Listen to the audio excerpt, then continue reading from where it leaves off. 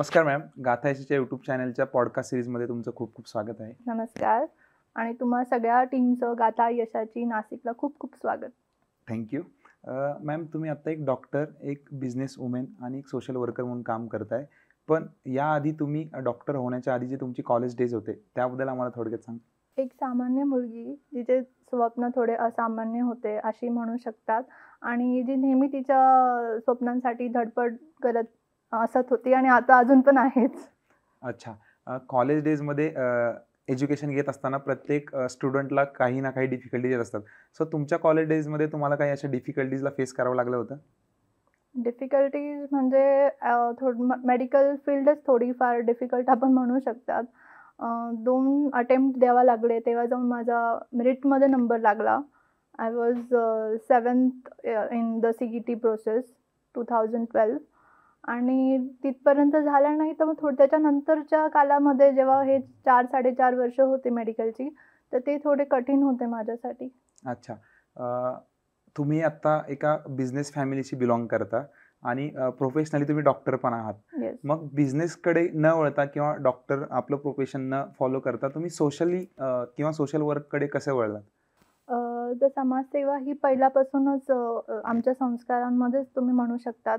माझे वडील ACP police डिपार्टमेंटमध्ये, माझी जी आजी आहे, आईची आई, ती पण माझी नगरसेविका. त्याच्यामुळे जे म्हणतात ना समाजसेवा, यांना मी लहानपणापासून बघितलं आहे. त्यांचे वेगवेगळे कार्यांमध्ये लहानपणापासूनच मी सहभागी व्हायचे आणि त्या अनुषंगानेच आता म्हणजे ती डेव्हलप झाली हॅबिट. म्हणजे घरातूनच आधीपासून समाजकारण आणि राजकारण तुम्हाला लहानपासून पाहायला भेटलं म्हणून या क्षेत्राकडे तुमचा कल थोडासा वाढत गेला. येस. असं म्हणता येईल. हो, फार आधी लहानपणापासूनच मी एंगेज्ड होती या सगळ्या ॲक्टिव्हिटीजमध्ये आणि ते करत असताना मला आनंदही वाटत होता. म्हणून मग ते एक म्हणतो ना लहानपणापासूनच रुजलं गेलं ते. म्हणजे म्हणतात ना बाळाचे पाय पाळणे दिसतात, त्या प्रकारे तुमच्याकडे ती आवड निर्माण होत गेली. येस. ओके. तुम्ही आत्ता सोशल वर्क करत असताना आफ्टर कोविड तुम्ही स्वतःची एक फाउंडेशन ओपन केली, SP फाउंडेशन नावाने. सो ते फाउंडेशनचं नेमकं कार्य कसं चालतं किंवा त्या फाउंडेशनची उद्दिष्ट, ध्येय काय आहेत थोडं सांगाल आम्हाला? ॲक्च्युली बिफोर कोविड ना आपलं हे जे कार्य करतो आपण सोशल जे पण कॅम्पेन चालवतो तर त्याच्या आधीपासून 2017 ते 18 पासूनच होतं. पण कोविडनंतर त्याची गरज जास्त जाणवली मला की खरंच लोकांचे जॉब्स गेले भरपूर ठिकाणी असं वाटत होतं. म्हणजे गरज स्वतःहून लोकांची म्हणतो ना प्रॉब्लेम्स घेऊन ते स्वतःहून पुढे येत होते आणि त्यावेळेस मला वाटलं की आता आपल्याला एक मोठ्या प्लॅटफॉर्मवर म्हणजे जिथे आपण म्हणतो ना 1 महिन्यातून एखादं आपण कॅम्पिंग करायचो, काही कुठली मदत कार्य असेल काय असेल तर ती कोविडनंतर जेव्हा आम्ही हे 2019ला ठरवलं तर त्याच्यानंतर आम्ही एक आठवड्याला एक कॅम्पिंग आम्हाला करावं लागत होतं. ओके. आतापर्यंत तुमच्या संस्थेने केलेली काही कार्य आम्हाला सांगता येतील तुम्हाला? जे काही लोकांचे रोजगार गेले होते, नाशिकमध्ये एक फेमस मॉल आहे सिटी सेंटर मॉल. म्हणजे ड्यू टू कोविड बरेच सारे जे लोक होते तिथले त्यांचे शॉप्स रनिंग होते, त्यांचा बिझनेस बंद झालेला. क्लोथिंग ब्रँड होता आणि तो बंद झाला आणि त्यांचं रेंट वगैरे सगळं चालू होतं. तर ते आमच्या फाउंडेशनकडे आले. त्यांनी त्यांचं सगळं आहे ते प्रॉब्लेम सांगितले. त्यांचं एज अप्रॉक्स 55-60 अराउंड असेल आणि ते अक्षरशः म्हणजे जी व्यक्ती एक चांगल्या जागी रेंट भरून एक बिझनेस करत होती 3-4 वर्षापूर्वी आणि due to covid, post covid ज्यांना ते कोविडमध्ये त्यांचं रेंट चालू असल्यामुळे किंवा जे काही फायनान्शियल लॉसेस झाले आणि मग जेव्हा ती व्यक्ती आमच्याकडे आली मग आम्ही त्यांच्यासाठी बरेच ऑर्डर्स म्हणा, ऑनलाईन ऑप्शन्स किंवा जे वेडिंगचे ड्रेसेस वगैरे असतात तर अशा ऑर्डर मिळवून दिल्या. आणि याच्या व्यतिरिक्त पण SP फाउंडेशन हे फाउंडेशन असं एक सिंगल काय म्हणतात ना एक it's not with a single tag. आता बऱ्याच फाउंडेशनचं कसं असतं, somebody is planting trees, somebody is doing for animals, somebody is अजून काहीतरी टास्क असतात, नदींसाठी असेल, अँटी पोल्युशन.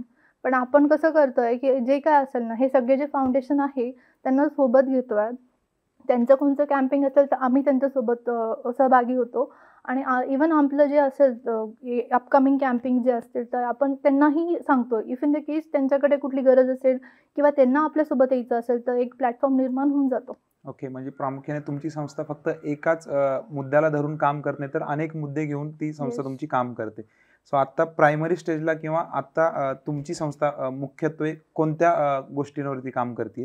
रिसेंटली एक बचत गट आम्ही 7-8 निर्माण केले. आणि मी एक असं ऑब्झर्व केलं, म्हणजे माहिती नाही, it's not only in Nashik, but जे घरगुती घरकामं करतात ना त्या लेडीज, तर त्यांना ॲक्च्युली खरंच एक प्लॅटफॉर्मची गरज आहे.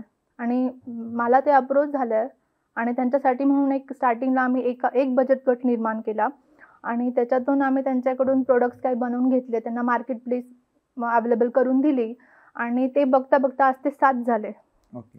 सो आय हॅव फोकस की ॲटलीस्ट एक 50 तरी बचत गट निर्माण करू आणि जे लोकल प्रोडक्ट्स आहेत त्यांना, ह्या लोकल ज्या लेडीज आहेत ते बचत गट म्हणा किंवा एक छोटासा स्मॉल स्केल इंडस्ट्री आपण ज्याला म्हणू शकतो, तर ती अशी डेव्हलप करून त्यांच्याकडून त्यांना प्लॅटफॉर्म भेटेल आणि रोजगारही भेटेल. ओके. तर हे मला पुढचे 6 महिने एस-व्ही फाउंडेशनचं काम असेल. म्हणजे आता सध्या एस-व्ही फाउंडेशनच्या अंतर्गत बेरोजगार आणि गृहिणी महिलांसाठी गृहिणी बचत महिलांसाठी. गटाच्या अंतर्गत काम चालू आहे. येस. मॅम, तुमच्या एस-व्ही फाउंडेशन अंतर्गत महिला बचत गटा थ्रू बेरोजगार महिलांना काम देण्याचं काम चालू आहे. सो त्याला लागूनच माझा असा एक प्रश्न आहे की तुम्ही स्वतः सुद्धा एक बिझनेस वुमेन आहात. सो तुमच्या नियानी व्हेंचर्स अंतर्गत जे बिझनेस आहेत, सो त्याबद्दल आम्हाला थोडीशी डिटेलमध्ये सांगाल? नियानी व्हेंचर्स ही कंपनी आम्ही 2 वर्ष पहिले स्थापन केली आणि त्याच्या अंतर्गत आमचे जे विविध ब्रँड्स आहेत, जसं एक कॉस्मॅटिक ब्रँड आहे, त्याचं नाव ॲलिओ गर्ल आहे आणि त्याच्यामध्ये आम्ही जे ब्युटी प्रोडक्ट्स, कॉस्मॅटिक प्रोडक्ट्स आहे, जसं लिपस्टिक, लिप ग्लॉस किंवा फाउंडेशन यांचं मॅन्युफॅक्चरिंग करतो आहे. आणि त्याच्याऐवजी आमचं रिअल इस्टेट व्हेंचर आहे, नियानी रिअल इस्टेट आणि श्रीनिवास असं त्याचं ब्रँड नेम आहे. अँड अपार्ट फ्रॉम दॅट आम्ही एक हॉलिडे होम्स नियानी व्हेंचरच्या अंतर्गत renting, leasing and second home और हॉलिडे होम या सगळ्या गोष्टी प्लॅटफॉर्म क्रिएट करतो अंडर नियानी व्हेंचर्स. अच्छा मॅम, तुम्ही एक डॉक्टर आहात, एक बिझनेस वुमेन आहात आणि सोशल वर्कर पण आहेत.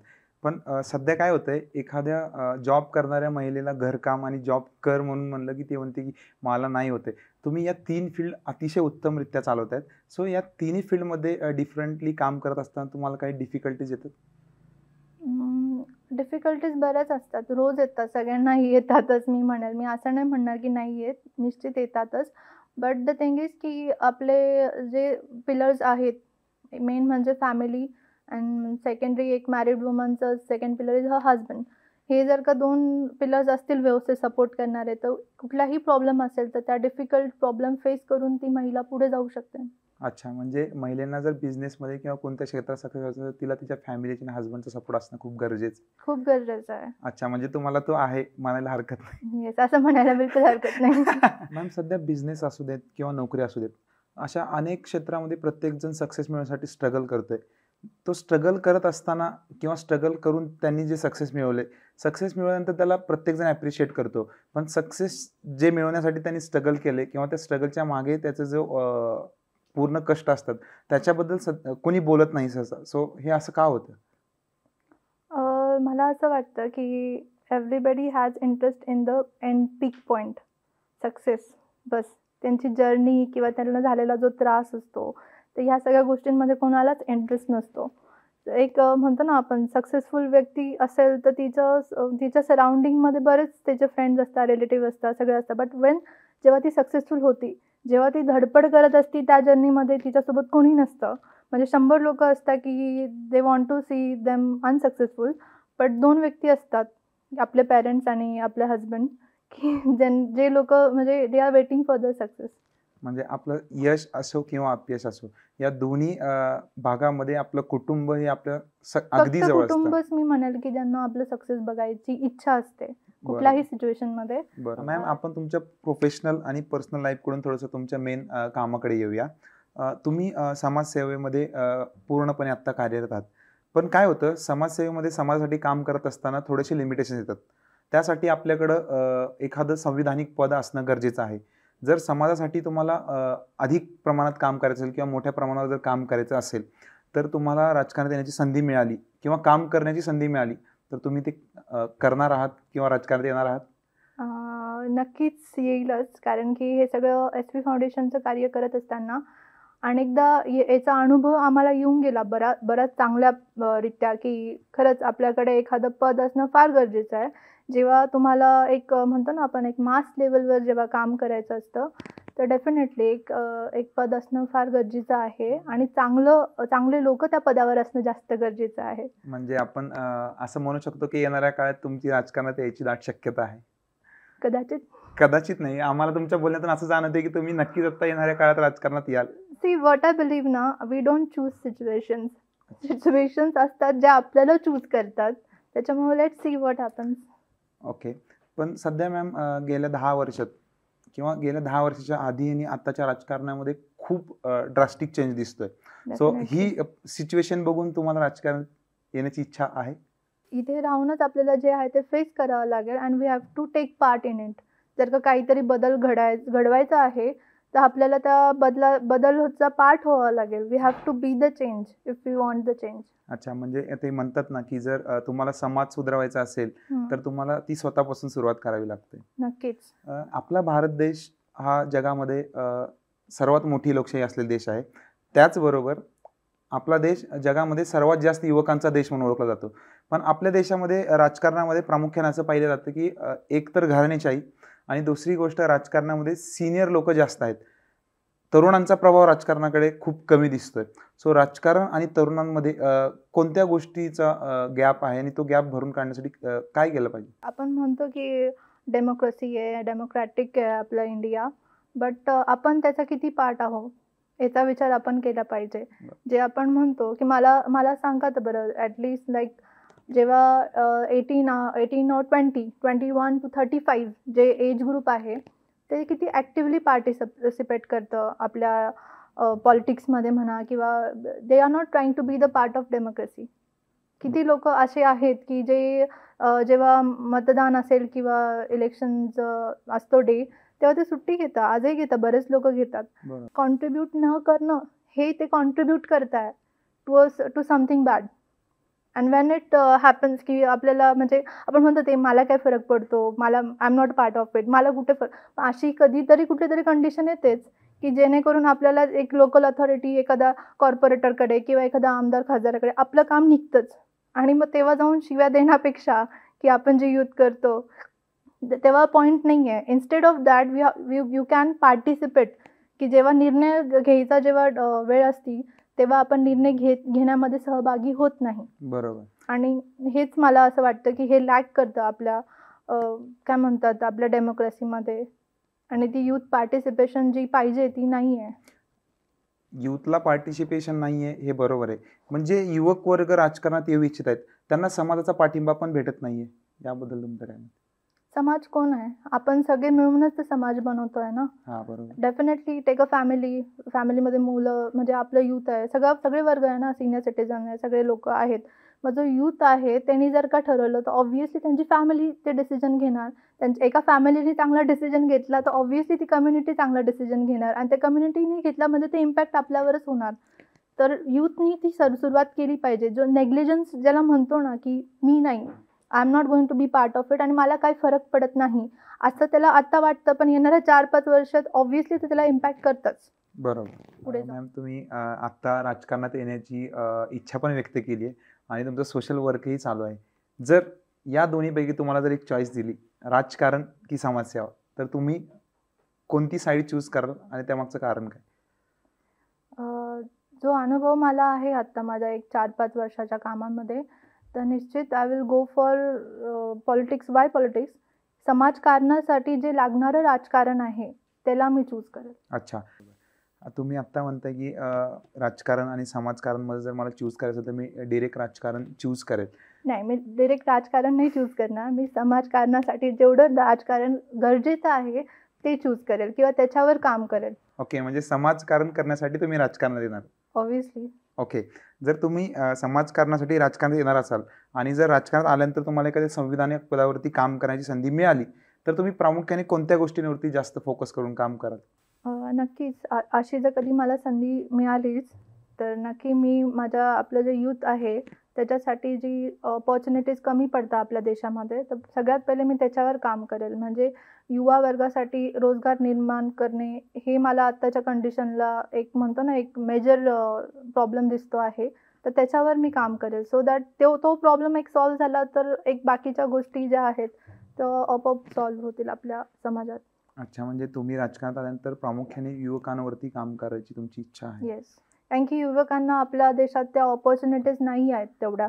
त्याच्यामुळे जो एक म्हणतो ना आफ्टर इंजिनिअरिंग ऑर मेडिकल जे काही पर्स्यू करतात किंवा मॅनेजमेंट म्हणा, सगळ्या युवकांचा कल बाहेर जाण्याचाच आहे. म्हणजे फॉरेन कंट्रीजमध्ये जाऊन पुढचं शिक्षण घेणं किंवा तिथं सेटलही होणं. तर हा कल जास्त वाढलेला आहे. तर का वाढलेला आहे? बिकॉज आपल्या कंट्रीमध्ये एक तर पहिली डेमोक्रेसी खराब, म्हणजे त्याच्यावर नाही आहे actively participation. And next thing तिथं म्हणजे आपल्या मुलांना बाहेर सेफ वाटतं. बाहेरचे काय म्हणतात कल्चर सेफ वाटतं आणि तिथं जे गेलेली लोकं आहेत, मुलं आहेत, ते तिथंच सेटल होत आहे. तर हे सगळं थांबवण्यासाठी म्हणून तर मग हा प्रश्न सोडवलाच पाहिजे. बरोबर. पण प्रामुख्याने प्रत्येकजण असं म्हणतो, की आपली डेमोक्रेसी खराब आहे. पण ती डेमोक्रेसी खराब करण्यामध्ये पण कुठे ना कुठे इनडायरेक्टली आपलाच किंवा समाजाचा खूप मोठा हात आहे. बरोबर आहेच. मी तेच सांगितलं याच्या पहिलेच, की आपण निग्लेक्ट जे करतो ना, ते at the end it's a circle. Today आपण म्हणतो ना, will give up and will neglect the things, but tomorrow it eventually is coming back to you only. त्याच्यामुळं आपण जे देतो तेच येतं. तर जर आपण ॲक्टिव्हली पार्टिसिपेशन दिलं, तर ॲटलीस्ट आपलं नेक्स्ट जनरेशनचं फ्युचर तर सेफ होईल. बरोबर. त्यासाठी कॉन्ट्रिब्युशन मस्ट आहे. बरोबर. आपला भारत देश पुरुषप्रधान देश मानला जातो किंवा आता पुरुष संस्कृती आता तर नाही असं मला नाही. वाटत. अनेक ठिकाणी किंवा आज पण खेडेगावासारख्या ठिकाणी जी महिला राजकारणात आहे किंवा एखाद्या राजकारणातील पदावर आहे, ती फक्त नावाला पदावर असते आणि तिचा पूर्ण कारभार आज पण खेडेगावाच्या ठिकाणी तिचा हसबंड किंवा तिचा पती सांभाळतो. ती फक्त एक नावाला त्या पदावर असते. मग ही पद्धत अजून पण बंद झालेली नाही किंवा याबद्दल तुम्ही काय म्हणाल? नक्कीच मी म्हणेल, की असं आहे, चालू आहे असं निश्चितच. पण तसं नसावं आणि काही महिला अशा पण आहेत, म्हणजे असेल, तो वर्गही आहेच, की नावाला फक्त एक लेडी जर का त्या स्पेसिफिक एरियासाठी एक लेडीचं सीट असेल किंवा त्याच्यात असेल, तर ते कॉन्ट्रिब्युशन फक्त एक म्हणतो ना फेस म्हणून ॲक्टिव्हली पार्टिसिपेशन नसतं त्या व्यक्तीचं आणि बाकीचा जो कार्यकाळ वगैरे जे काय असतं, ते तिचे हसबंड बघतात. हे बरंच चालतं, पण हे तसं नाही चाललं पाहिजे. आणि काही अशा पण लेडीज आहेत, की जे पूर्णपणे स्वतः ॲक्टिव्हली पार्टिसिपेट करतात पॉलिटिक्समध्ये. बरोबर आहे. कारण आज देशाच्या उच्चतम पदावरती आपल्या देशातल्या महिला बसलेल्या आहेत. प्रतिभाताई पाटील असतील किंवा सुषमा स्वराज असतील, अशा अनेक उदाहरणं आहेत. Yes. पण सध्या महिलांचं प्रमाण जे आहे राजकारणाकडे ते कुठंतरी कमी दिसतंय किंवा राजकारणामध्ये महिलांना संविधानिक पदावरती आज कमी संधी दिल्या जातात, असं नाही वाटत? हो, हे खरं आहे. ॲक्च्युली त्यांचं महिलांचं पार्टिसिपेशन कमी आहे. पण त्याचं कारण पण मला ही सिस्टमच वाटते कुठेतरी, की जी म्हणतो ना एक सामावून घेत नाही आहे आपल्या फिमेल वर्ग जो आहे, त्यांना कुठेतरी डावलायचं काम सुरू आहे आणि त्यामुळेच कदाचित जे येणारे म्हणजे आपल्या युवक असतील किंवा महिला वर्ग असतील, तर त्यांचा कल नाही आहे अजून पॉलिटिक्सकडे. महिला वर्गांचा कल नाहीये, बरोबर आहे. पण सध्या अनेक तरुणी उच्च शिक्षण घेऊन सोशल मीडियावरती किंवा सोशल मीडियाचा दुरुपयोग करतायत. पण देशाच्या लोकशाहीमध्ये किंवा पॉलिटिक्समध्ये येऊन थोड्या काहीतरी डिफरंट काम करण्याच्या इच्छा व्यक्त करत नाहीत. मग या तरुणींनी राजकारणात येण्यासाठी किंवा राजकारणात यावं, याबद्दल तुमचं काय ओपिनियन? डेफिनेटली आजचा जो आपला युवक वर्ग आहे, युवक पण नाही म्हणताना सगळाच जो वर्ग आहे तो एंगेज झाला आहे सोशल मीडियावर. म्हणजे तुम्ही जर का आपला फोनचा म्हणजे स्क्रीन टाईम जर चेक कराल, तर तुम्हाला कळेल की दिवसातून आपण किती वेळ आपल्या फोनवर म्हणजे हे सगळ्या YouTube and all that things त्याच्यामध्ये घालवतो. तर ही एक म्हणतो ना आपल्या सिस्टमला एक कीड लागल्यासारखंच मी म्हणेल. बिकॉज मला नाही वाटत म्हणजे आजपासून 10 वर्ष पाठीमागे जर जाल, तर जेव्हा आपण लहान होतो किंवा आपण यंग होतो त्या काळामध्ये माझ्याकडे तर नव्हत्या एवढ्या फॅसिलिटीज काइंड ऑफ, की आजकाल तुम्ही बघाल तर 10वीचाच मुलगा असेल, तो पासआउट झाला नाही झाला, तर त्याच्याकडे गाडी, मोबाईल या सगळ्या गोष्टी दिल्या जातात. पण ॲक्च्युली त्याचा उपयोग करण्याऐवजी तो वर्ग डायरेक्ट दुरुपयोग करतोय. आता तुम्ही बिफोर टिकटॉकच होतं काइंड ऑफ ॲप, तर ते झालं. नंतर मग यूट्यूब झालं. आजकाल हे छोटे छोटे मुलं पण रील्स वगैरे बनवत आहे. तर हे कल्चर कुठे चाललंय मला काही समजतच नाहीये. याला प्रामुख्याने आई वडील जबाबदार आहेत असं नाही वाटत? डेफिनेटली आई वडीलच जबाबदार आहे.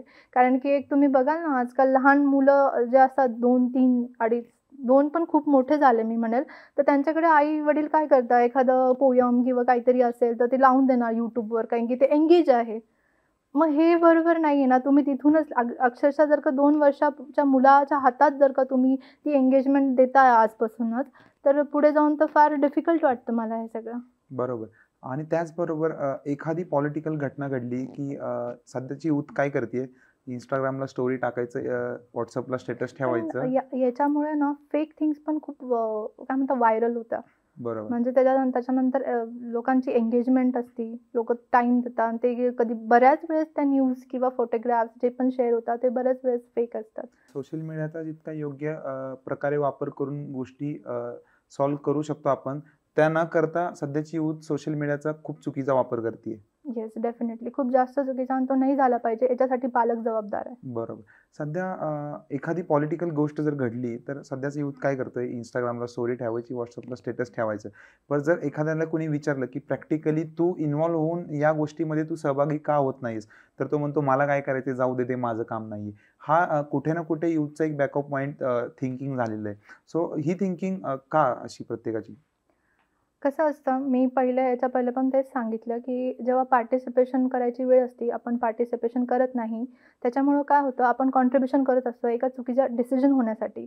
मग ते डिसिजन झालं का ते ऑब्व्हियसली आपल्याला पटण्यासारखं नसतं. कारण की जे काही कोणी असेल, I don't want to be descriptive, पण त्याच्याने आपला जो कल आहे त्याच्याकडे obviously we are going away from it, की नाही, ही जर का आपली आयडियल इमेज नाही आहे ना, for such and such post और सच अँड सच पीपल, म्हणजे एखादा कॉर्पोरेटर म्हणा किंवा काही जे असेल ते, तर आपण त्या गोष्टीकडून हळू-हळू दूर होत जातो आणि त्याच्याने तो दुरावा निर्माण होतो आणि पार्टिसिपेशन नसतं. बरोबर. आय होप की तुम्ही सांगताय किंवा सध्याची परिस्थिती बघून यूथचं पॉलिटिक्समध्ये पार्टिसिपेशन जास्त प्रमाणात होईल अशी अपेक्षा व्यक्त करतो. झालं तर खूपच छान. हो, नक्कीच. मॅम, जेव्हा आपण अनेक फील्डमध्ये काम करत असतो किंवा कॉलेज लाईफमध्ये किंवा एज्युकेशन घेत असताना प्रत्येकाच्या लाईफमध्ये असा एक फेज येतो, की आपण प्रयत्न करत राहतो, पण आपल्याला सक्सेस भेटत नाही. मग तेव्हा आपल्याला असं वाटतं, की आता आपण गिव्ह अप करून सगळं सोडून द्यावं आणि कुठेतरी निघून जावं. असं तुमच्यासोबत काही घडलंय का? गिव्ह अप, येस, असा आहे, घडला आहे. बट ते याच्यामुळं नाही की म्हणजे कुठेतरी मला जे माझे प्रयत्न होते म्हणजे pursuing education or after that life त्याच्यामुळे नाही झालं. बट निश्चित एक फेज होता माझ्या लाईफमध्ये जिथे मला असं वाटलं की एक सिच्युएशन आली. Even I tried going on railway track की आता झालं, आज मी सुसाईड करणार. असं होतं. म्हणजे तेव्हा मी सेकंड इयरला होते आय गेस मेडिकलच्या. आणि त्या दरम्यान असं झालं होतं, की आता मी ठरवलं आता गिव्ह अप करायचं आहे. अच्छा. म्हणजे असं म्हणलं जातं आपल्याकडे, की डॉक्टर हा एक देव असतो किंवा डॉक्टरांकडे लोकं अपेक्षा ठेवून जातात. मग डॉक्टर पण असा विचार करू शकतात सुसाईडचा? ॲक्चुअली ते कसं आहे, म्हणजे ते सुसाईड वगैरे किंवा जी काही सिच्युएशन आली होती ती अभ्यासामुळे किंवा तिच्या टेन्शनमुळे असं काही नव्हतं. I was very clever, I was a top ranker student, त्याच्यामुळे त्याची काही अडचण नव्हती. बट एक काळ असा होता, की माझं मेडिकलला नंबर नाशिकला लागला. ॲट दॅट टाईम आम्ही कोल्हापूरला राहायला होतो. वडिलांची पोस्टिंग कोल्हापूरला होती आणि नंबर इकडे लागल्यावर ॲक्चुअली माझ्या पूर्ण फॅमिलीमध्ये मेडिकलला जाणारी पहिली मुलगी मीच. आणि घरात सगळ्यात मोठी मुलगी मीच. त्याच्यामुळं ते एक थोडं होतं ना, की ही फील्ड थोडं वेगळं आहे. मुलं जास्त असतात. मुलींचं नको वाटते ही फील्ड त्यांना, म्हणजे अकॉर्डिंग टू देअर व्ह्यू. तर त्या दरम्यान जेव्हा माझा नंबर लागला, तर ड्यू टू सम कंडिशन मला माझ्या आईने, की मला कधी लांब ठेवलेलं नव्हतं. म्हणजे जेवढे पण आमचे पप्पांचे ट्रान्सफर झाले, आम्ही त्यांच्यासोबतच सगळ्या ट्रान्सफरमध्ये सोबत होतो. तर घर सोडून असं कधी हॉस्टेल नाही किंवा कुठे राहिलेली नव्हती मी. तर आता मेडिकलला नंबर लागल्यावर जायचंच होतं. पण लकीली ते चांगलं एवढं होतं, की ते होम टाऊनला मला यायचं होतं, बॅक टू नाशिक. कारण की आमचं नेटिव्ह प्लेस नाशिकच आहे, आईचं आणि वडिलांचं पण. बट द थिंग की त्यावेळेस एक सिच्युएशन आली, म्हणजे I wanted to go to hostel with my friends and all. पण आईला ती इन्सिक्युरिटी म्हणा किंवा आई आणि माझ्या आजी-आजोबा जे आहेत आईकडचे, तर त्यांच्या इन्सिस्टिंगमुळं की हिला बाहेर नको ठेवू, हिला घरीच ठेव. तर त्यांनी मला तिथं ठेवायचा डिसिजन घेतला. पण एक म्हणतो ना, की त्यांची जॉइंट फॅमिली आहे. तर त्यांना तो डिसिजन मान्य होता. आईला म्हणा किंवा तिची नात असल्यामुळे माझ्या आजीला म्हणा किंवा आजोबांना म्हणा. पण कुठेतरी जे बाकीचे फॅमिली मेंबर्स आहेत, तर त्यांना हा डिसिजन कदाचित नसेल आवडला किंवा they was not going through it in a proper way. माझ्या वडिलांनी मला लहानपणापासूनच माझे सगळे हट्ट पुरवले, सगळे लाड पूर्ण केले आणि ते एक म्हणतात ना, एक स्टँडर्ड ऑफ लिव्हिंग थोडंसं आहे व्यवस्थित, ते फक्त माझ्या वडिलांमुळे. बिकॉज त्यांनी ती एक सवय लावली आहे. आणि जेव्हा मी एक अचानक एक न्यूक्लिअर फॅमिलीमधून जॉइंट फॅमिलीमध्ये आली आणि मग आजूबाजू जे होते माझ्या, तर त्यांना ही मेडिकल फील्डमुळे असल्यामुळे मी फार एक होता ना, एक म्हणतात ना नेगेटिव्ह अप्रोच होता त्यांचा, की मुलं असतात मेडिकल फील्डमध्ये असल्यामुळे तुम्हाला कधी हॉस्पिटल्स किंवा कुठे व्हिजिट असतं, काही पेशंट्स असतात, तर तिथे आपल्याला ॲज अ इंटर्न्स किंवा न्यू जॉइनिंगचं जावं लागतं. एक बरोबर. पेशंट बघायला किंवा व्हॉटएव्हर काही ऑपरेशन असेल तर फक्त ते जाऊन एक बघण्यासाठी म्हणून आम्हाला सर्व्हे असतो. तर मग ग्रुपमध्ये मुलांशी बोलणं नको किंवा एका गाडीवर जाणं येणं नको, अशा सॉर्ट ऑफ थिंग्स होत्या. म्हणजे तुमच्या डोक्यामध्ये ही गोष्ट अपेक्षा किंवा तुमच्यासोबत जे अचानक या सगळ्या गोष्टी घडल्या त्यामुळे तुमच्या डोक्यात ही गोष्ट आली होती. नक्कीच. माझे जे वडील आहेत ना, जरी पोलिसमध्ये आहेत, ते खूपच चांगला मित्र म्हणू शकतो. एक असा म्हणजे एक म्हणतो ना, आणि एकदमच एक फ्रेंड म्हणतो, प्युअर फ्रेंड, ज्याला आपण सगळं शेअर करू शकतो. तर ती मला वडील फक्त नावाला, ती आईसारखं प्रेम माझे वडील करतात आणि आई मात्र थोडी कठोर आहे. तर असं आमचं बॉन्डिंग आहे.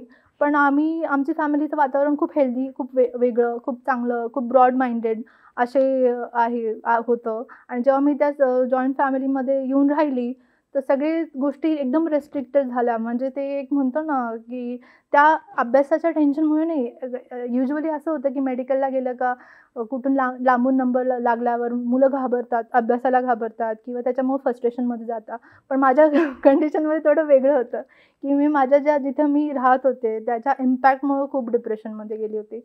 वेगळे गोष्टी घरी माझ्या सांगण्यात आल्या. म्हणजे त्यांचं असं होतं, की व्हॉटएव्हर, आता तुम्हाला बऱ्यापैकी कळत असेल, तर बाकीच्या लोकांना वाटत होतं, की हिचं एज्युकेशन नाही कंप्लीट व्हावं, की मी मेरिटमध्ये नंबर लावला. म्हणजे सोशली तुमच्या फॅमिलीवरती प्रेशराईज केलं जात होतं तुमच्या एज्युकेशन बद्दल घेऊन, येस. की जे रिलेटिव्हज आहे, जास्त लांबचे पण नाही, एकदम जवळचे घरातले लोकं, की हिचं एज्युकेशन कंप्लीट नाही झालं पाहिजे, ही काहीतरी कोणी गिव्ह अप केलं पाहिजे नाही आणि ही परत आपल्या आई-वडिलांकडे गेली पाहिजे. विरोध करणारे दूरचे नसतात, ते जवळचेच असतात. एकदम जवळचे असतात, की बरोबर. ज्यांच्याबद्दल आपण नंतर बोलूही शकत नाही. पण मी हे नक्की सांगेल, की आपलं आहे ना, आपला कर्म आणि आपले जे संस्कार असतात ना, ते आपल्याला कुठल्याही सिच्युएशनमधून तारून नेऊ शकतात. बरोबर. याचा मी चांगलाच अनुभव घेतलेला आहे. ग्रेट. म्हणजे ज्या व्यक्तीसोबत चुकीच्या गोष्टी घडतात त्याच व्यक्तीसोबत पुढे जाऊन चांगल्या गोष्टी घडतात, याचं तुम्ही एक उदाहरण आहेत असं म्हणायला हरकत नाहीये.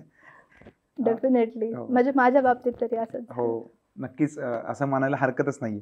मॅम, तुमचे वडील पोलीस होते, म्हणजे आहेत आता सध्या पण, येस. आणि तुमच्या मदर बिझनेसमध्ये आहेत गेल्या अनेक दिवसापासून. तुमचे मिस्टर सुद्धा बिझनेसमॅन आहात. तुम्ही स्वतः सोशल वर्कर आहात. मग या 4 फील्डचा तुम्हाला जो अनुभव आहे, तर या 4 वेगवेगळ्या फील्डमधून तुम्हाला अशी कोणती गोष्ट आहे जी की काय म्हणतात आपण, सगळ्यांमध्ये सेम शिकायला मिळाली?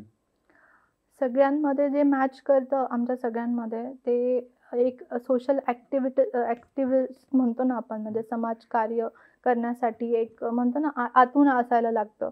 म्हणजे इव्हन एक छोटं काही घ्याल, तर काही छोटं-मोठं फंक्शन असलं आमच्या घरात, तरी आम्ही सोशली ते कसं सेलिब्रेट करता येईल किंवा हे सेलिब्रेशन न करता किंवा ह्या गोष्टी न करता याचा दुसऱ्याला काय गरज आहे त्याचं एक हे घेतो. म्हणजे कोणी घरात कोणाचा वाढदिवस असू दे, काय असू दे, तर आम्ही हे जेवढं जास्त सामाजिक लोकांसाठी किंवा ऑर्फनेज लोकांसाठी करता येईल, हे असं करतो आणि ही सगळ्यांचं मॅच करतं. अच्छा. म्हणजे अगदी सगळ्यांना तेच म्हणजे वाटतं. प्रत्येकाकडची सोशल बाजू जी आहे ती तुमच्याकडे आली असं म्हणायला हरकत नाही. बरोबर. हे सगळ्यांमुळेच हे असं म्हणजे सिच्युएशन घडून आली आणि आम्ही सगळ्यांचे विचारच मॅच करत असल्यामुळे काहीच अडचण येत नाही. मॅम, माझा एक लास्टचा क्वेश्चन आहे, की तुम्ही आता बऱ्यापैकी घरच्यांना किंवा तुमच्या घरी जे आधी पॉलिटिक्समध्ये या सगळ्यांना एक छोटासा साईन दिलेला आहे की तुम्ही पण येणाऱ्या काळामध्ये पॉलिटिक्समध्ये येणार आहात.